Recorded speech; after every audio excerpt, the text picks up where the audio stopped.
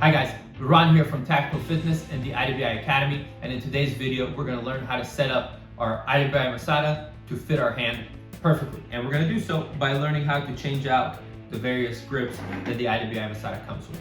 So the first thing we're going to do is double check that our gun is clear. So I've already locked the slide to the rear, inspected the chamber, make sure there's no ammo in the gun. I'm going to release that slide, rack it a couple times, lock it to the rear again, take my takedown pin off, and take my slide off the gun. You can leave the slide off, or you can leave the slide on the gun if you want to, but it just makes it a little bit easier to do it without slide. Okay? Now what I'm looking for in that grip is when I grab that gun and I wrap my 3 fingers around, I easily place the center of my first pad on that trigger.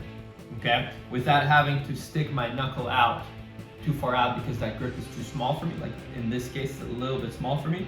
Or if it's too big, I have too much of a length of pull and I can barely reach that trigger. So I want to make sure I set it up for ideal conditions for shooting. Okay?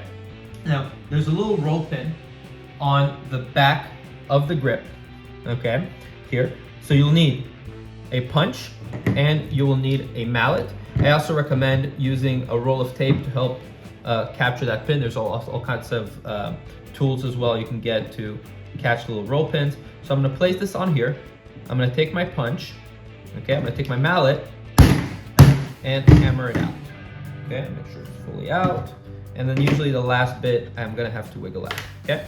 Now once I've done this, I can pull that entire grip off. So there's my Masada without the grip, and then from here, I'm going to go ahead and grab the large grip, okay, or the medium grip I should say, and put that on my Masada, okay. So you have a little lip here that I'm going to place into the grip, okay, make sure it clicks in just like so, and then all I need to do is take my roll pin back, put it on there, okay, and I can use my mallet to kind of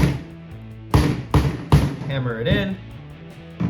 I'll take my punch to kind of make sure it's not sticking out there and rubbing into my hand, so I'm going to punch it in a little bit more, okay, let's put a little bit more, and just attach.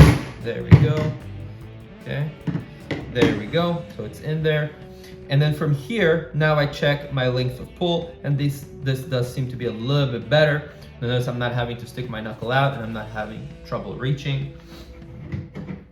And then all I need to do here is lock my slide to the rear, put that pin back in place, rack it a couple times, and now my gun is ready to go. Once again, I look for a good natural point of aim to the target here. So wherever I'm sticking out my hand, my gun will also point.